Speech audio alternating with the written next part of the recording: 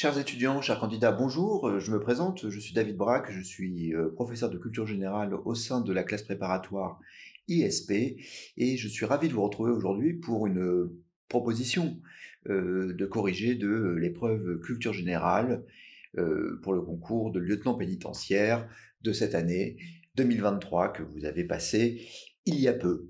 Il s'agit évidemment d'une proposition de correction, puisque naturellement, dans cette matière, il y a toujours plusieurs modes de résolution possibles, et il ne s'agit qu'une des manières d'analyser et d'explorer ce sujet, qui est évidemment en prise avec l'actualité. Il faut évidemment déjà, c'est un premier conseil, songer à parler un peu d'actualité dans le cadre de la résolution que vous pouvez proposer de ce sujet. Je pense évidemment à la guerre en Ukraine. Je vais me lancer sans plus attendre dans le déroulé de cette proposition et commencer de façon très classique par l'introduction. Donc, pour l'accroche, il y a toujours plusieurs choix possibles. On peut évidemment songer à une citation. Là, c'est certain qu'un élément d'actualité était plus qu'envisageable. Je pense que nombreux sont ceux qui ont pensé à la guerre en Ukraine. J'en ai choisi une qui semble dans une actualité un peu moins prégnante maintenant, qui est celle de la crise du Covid. Et c'est la suivante. Au printemps 2020, l'Organisation mondiale de la santé a en effet été l'objet de la cible de nombreuses critiques, tant de la part de dirigeants politiques que d'essayistes qui lui ont reproché son inefficacité et la partialité de son directeur général, le docteur Tedros Adhanom Ghebreyesus, en faveur des autorités chinoises. Parce que, vous le savez sans doute, au moment de la crise, du surgissement de la crise du Covid sur la scène internationale, s'est joué au sein de l'Organisation mondiale de la santé une lutte pas si intestine entre le camp occidental et le camp chinois, et évidemment, les organisations internationales étant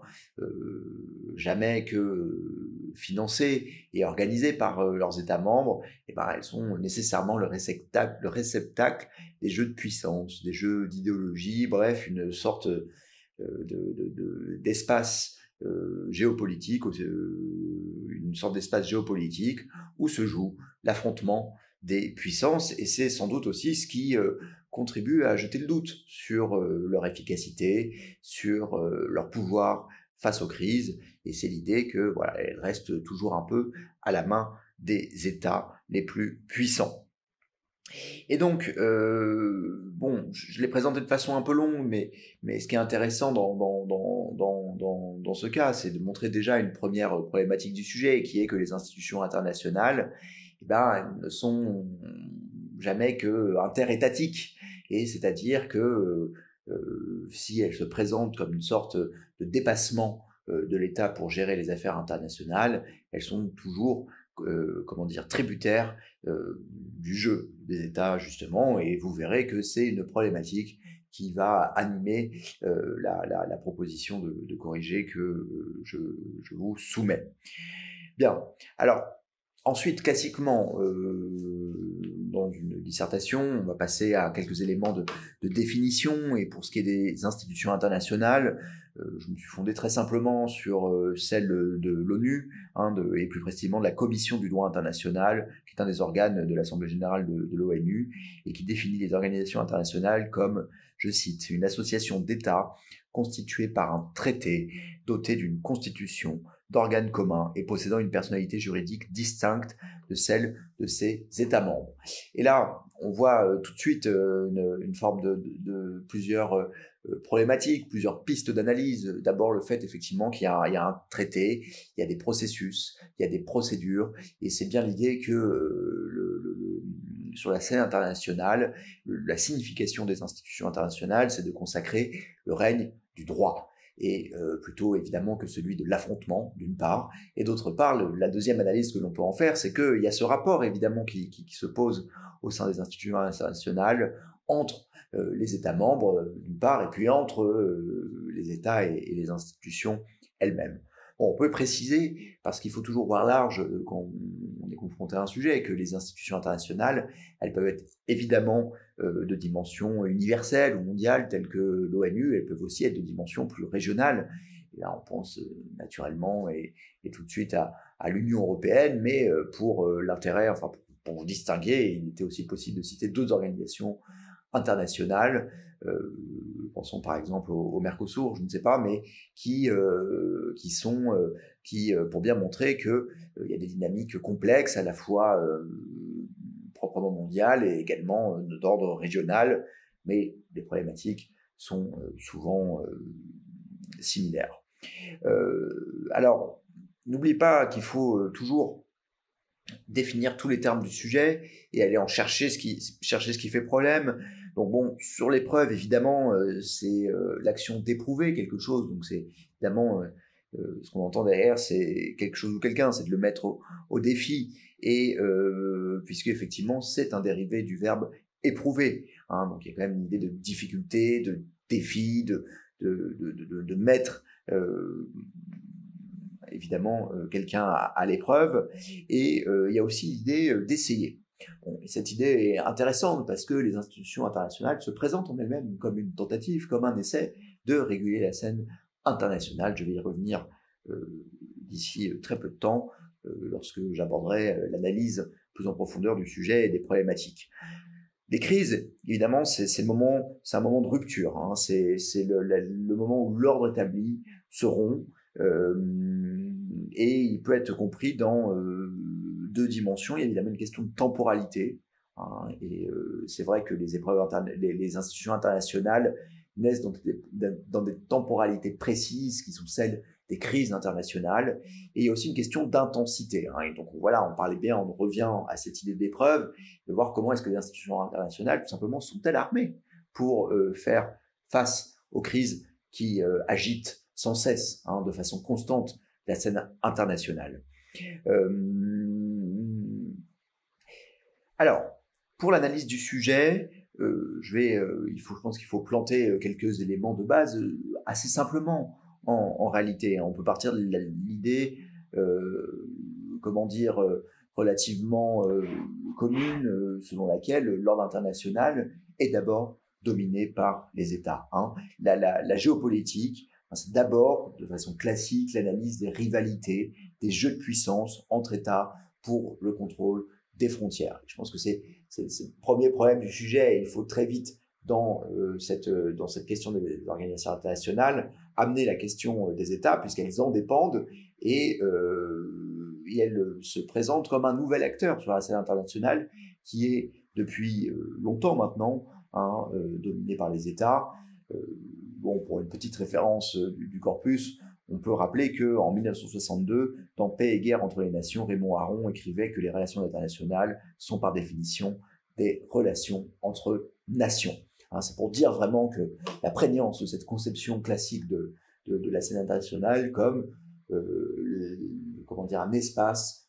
d'affrontement entre États. Donc, ne vous inquiétez pas si vous n'avez pas cité Raymond Aron, c'était évidemment pas nécessaire ni attendu particulièrement de vous, hein, mais il fallait amener l'idée qu'effectivement la question des institutions internationales se présente, pose la question du rôle des États. Et bon, si je conclus, si je poursuis sur cette idée, l'émergence de scène internationale, alors on peut dire effectivement, d'une certaine manière, il y a toujours une scène internationale, dans le sens où les cités grecques, évidemment, dans leur espace tel qu'elles se le représentaient, c'est-à-dire qu'ils n'avaient évidemment pas connaissance de l'entièreté du monde, avaient des relations extérieures, mais qu'on dit internationales, il faut bien évidemment entendre derrière l'idée de nation. Et les nations naissent dans un contexte historique et politique bien particulier et commencent à s'affirmer comme telles à l'époque moderne, principalement autour du XVIIIe et surtout du XIXe siècle, mais elles ont une constitution longue, évidemment, hein, durant tout le Moyen-Âge avec l'affirmation des royautés. Et c'est pour ça que la logique de la domination de l'État sur la scène internationale vient du traité de Westphalie en 1648 entre l'empereur Ferdinand III, la France, la Suède et leurs alliés respectifs pour mettre fin à la guerre de 30 ans. Et ce traité aboutit à faire de l'État l'acteur de la scène internationale et que les problèmes de la scène internationale se règlent entre États. Alors, encore une fois, il n'y a pas absolument besoin de maîtriser tous ces points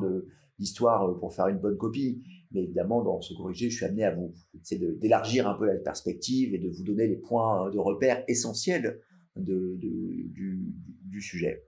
Alors, si nous revenons à la fondation des institutions internationales, dans le courant du XIXe siècle, cette fondation s'inscrit évidemment dans un double contexte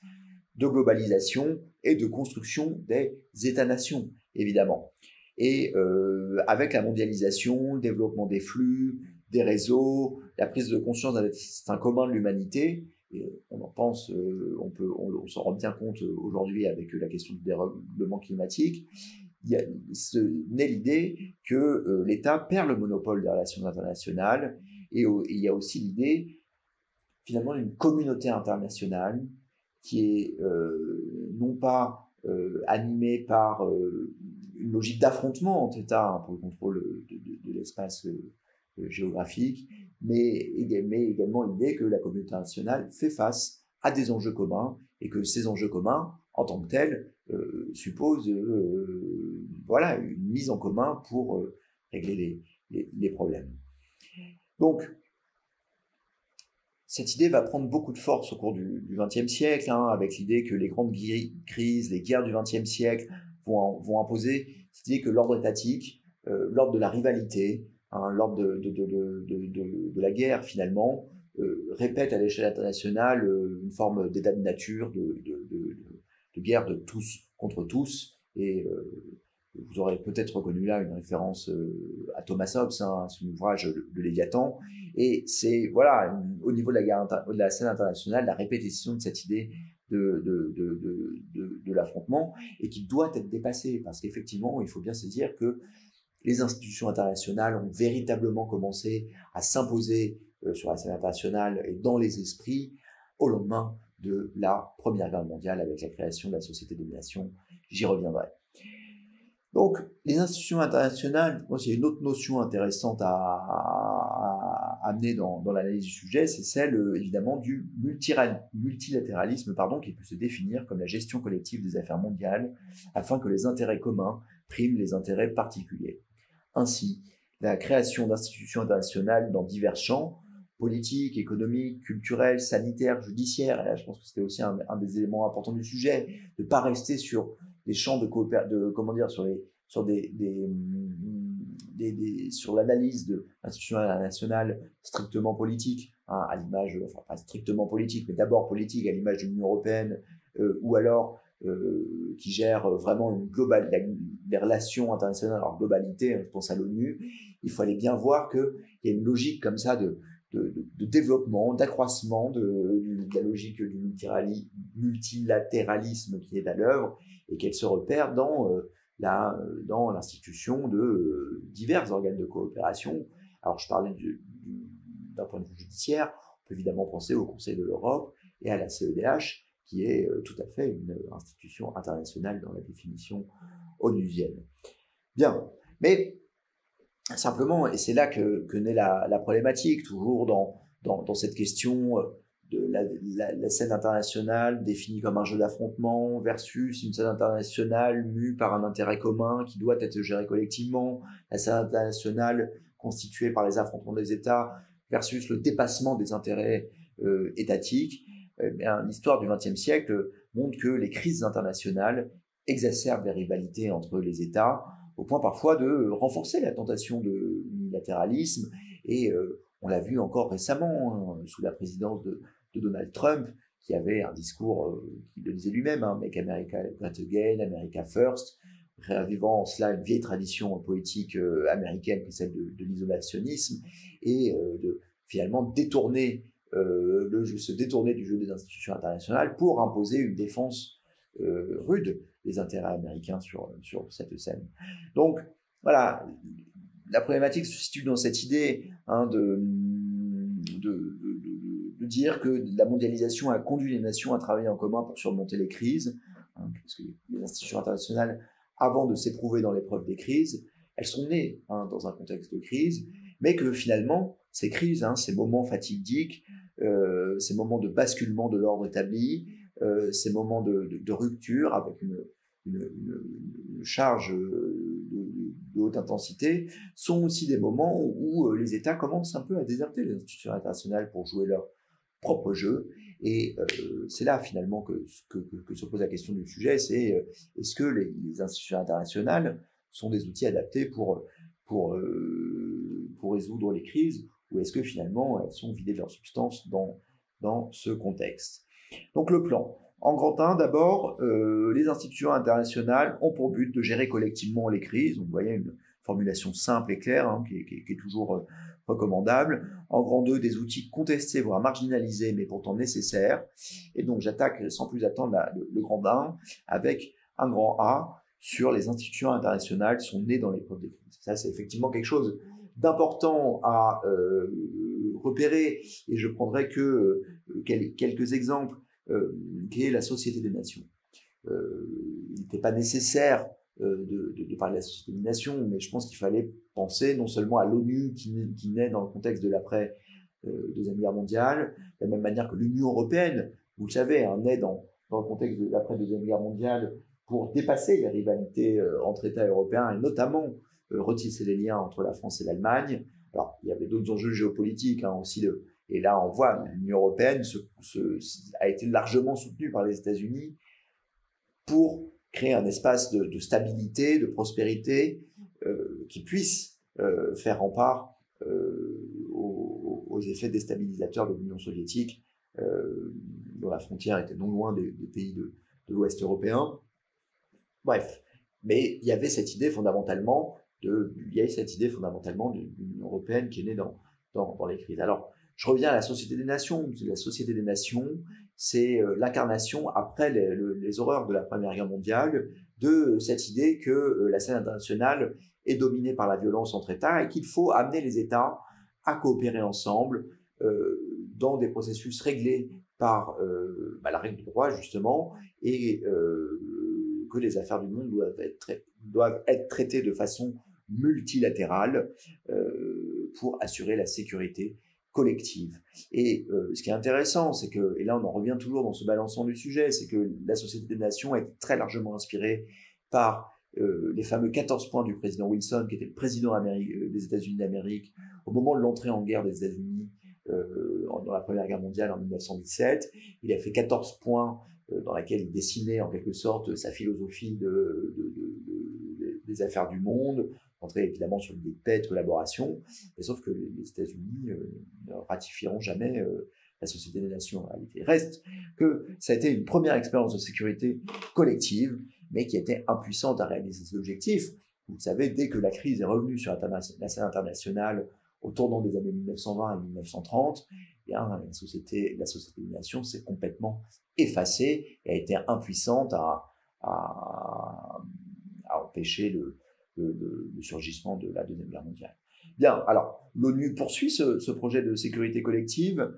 mais, dont je vous en ai déjà parlé brièvement, mais se trouve très vite paralysé par la guerre froide, là encore, par l'affrontement Est-Ouest, par l'affrontement entre les États-Unis d'Amérique et l'Union soviétique, entre le bloc de l'Est et le bloc de l'Ouest.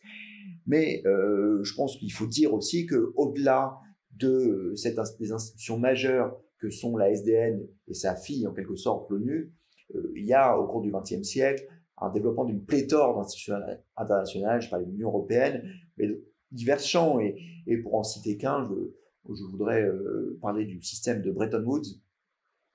qui a été mis en place pour définir à la fin de la Seconde Guerre mondiale les contours d'une nouvelle architecture financière internationale. Et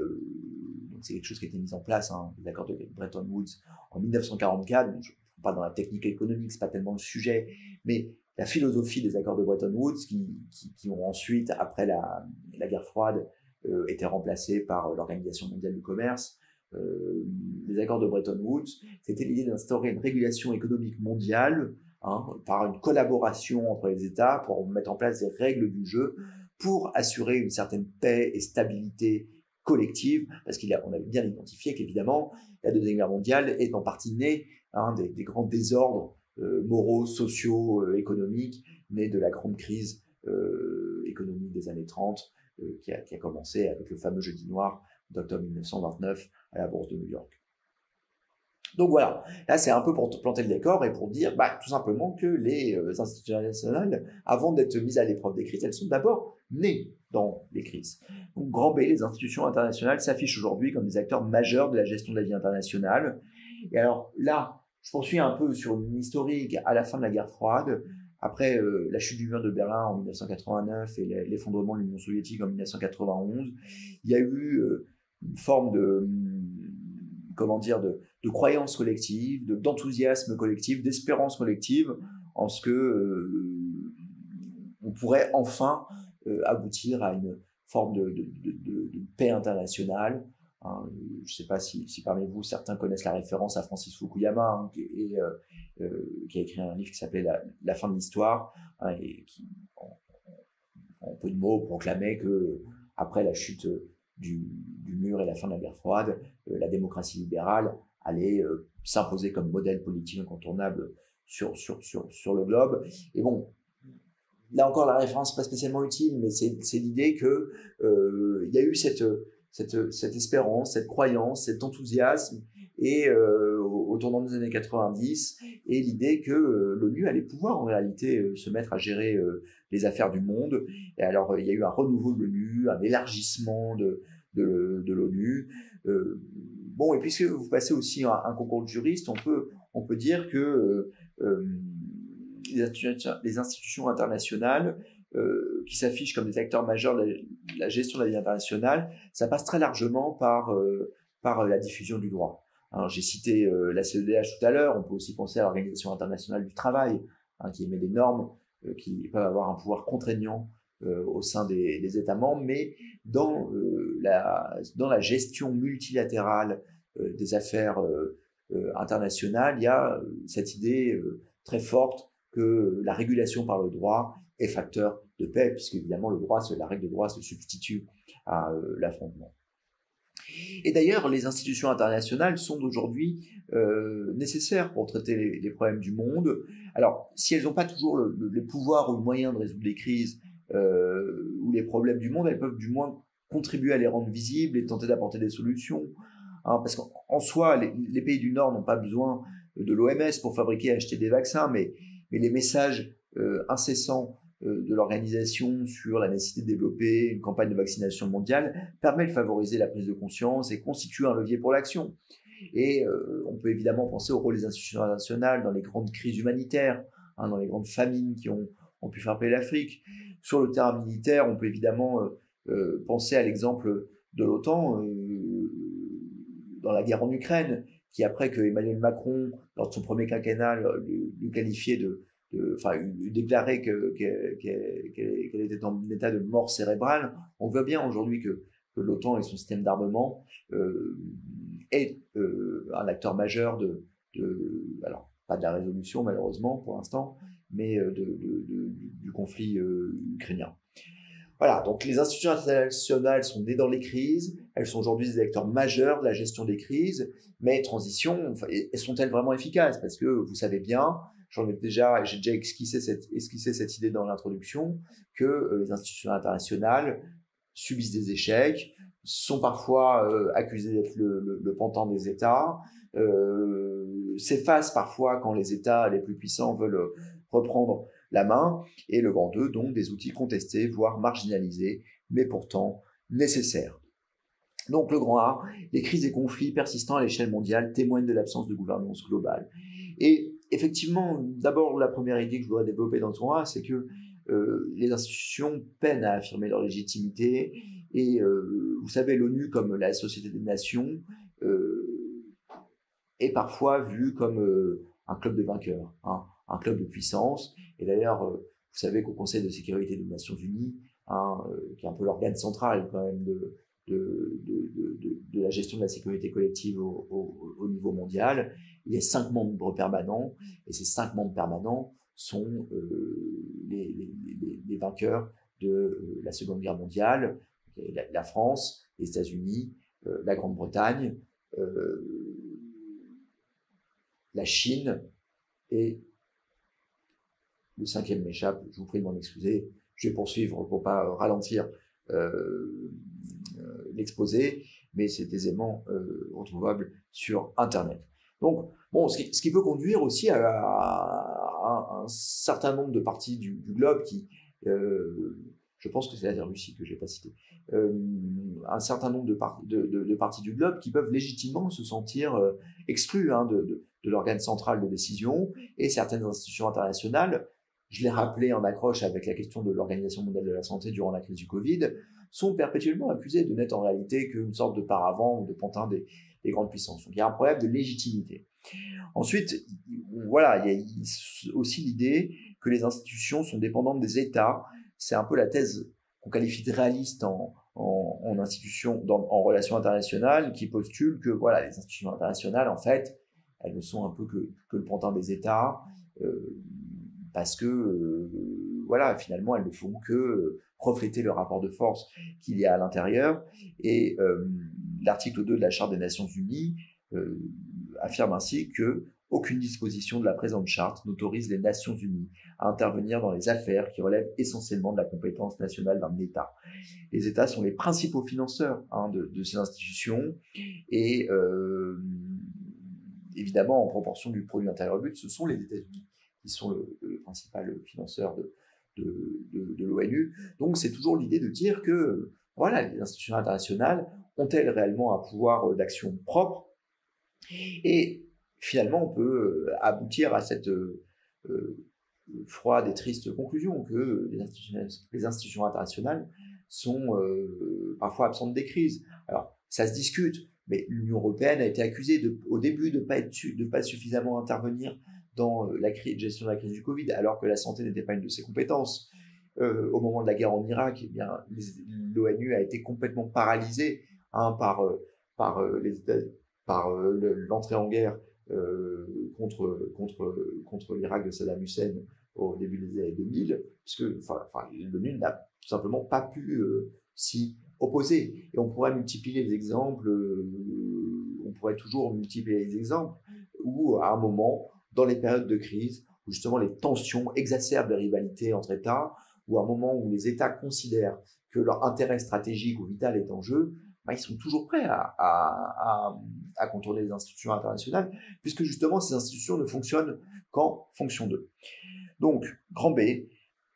et c'est là où on rebondit et on essaie de trouver des solutions aux problèmes ou d'approfondir l'analyse. Grand B de ce grand 2, c'est le multilatéralisme est plus une nécessité qu'un choix face aux défis de demain.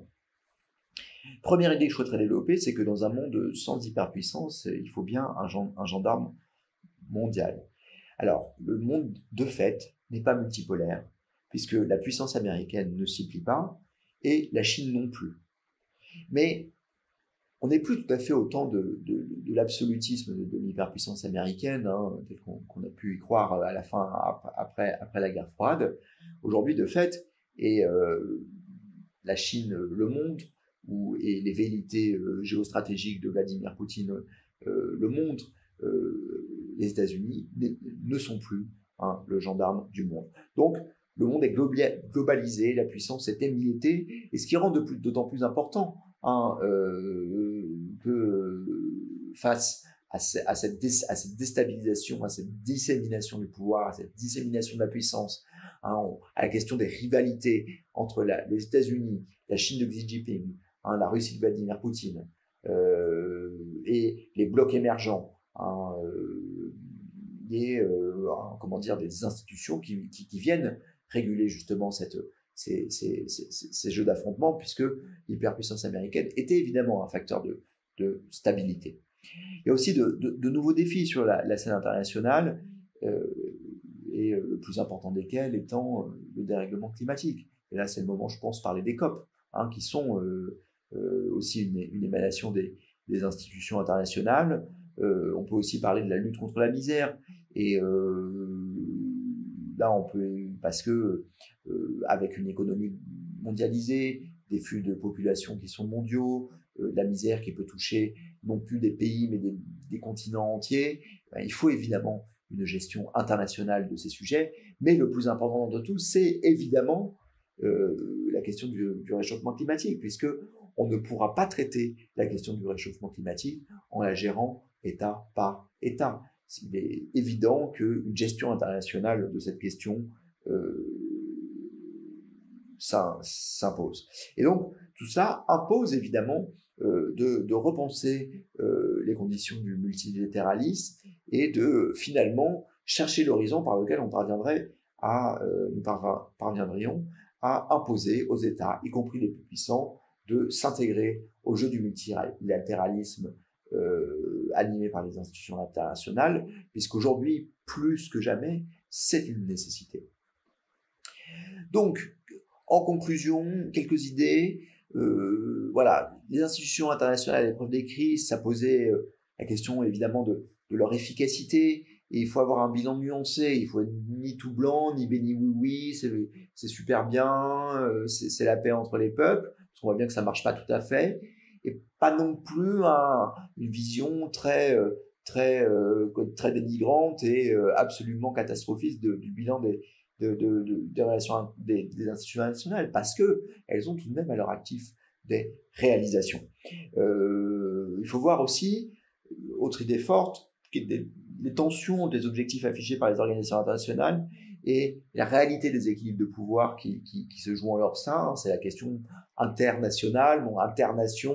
quel est le rôle des États? Est-ce que finalement les États continuent pas derrière le jeu du multilatéralisme à imposer leur vue, et que malgré tout, elles sont absolument nécessaires. Voilà, chers auditeurs de la chaîne YouTube de la prépa ISP, j'espère que cette vidéo vous aura été utile, qu'elle vous aura intéressé. Je souhaiterais, pour conclure, insister sur un point, c'est qu'il ne s'agit que d'une proposition de corriger et qu'il ne s'agit pas tout à fait du niveau attendu le jour du concours. Donc ne vous mettez pas martel en tête si vous n'avez pas fait cette dissertation. Il s'agit d'éléments de correction que nous vous proposons pour vous montrer comment est-ce qu'on pouvait réfléchir au sujet, mais il ne s'agissait pas de se mettre tout à fait au niveau du concours, puisque évidemment, ce qui est intéressant dans le cadre de cet exercice pour nous et pour moi, c'est d'essayer d'apporter un peu de connaissances, de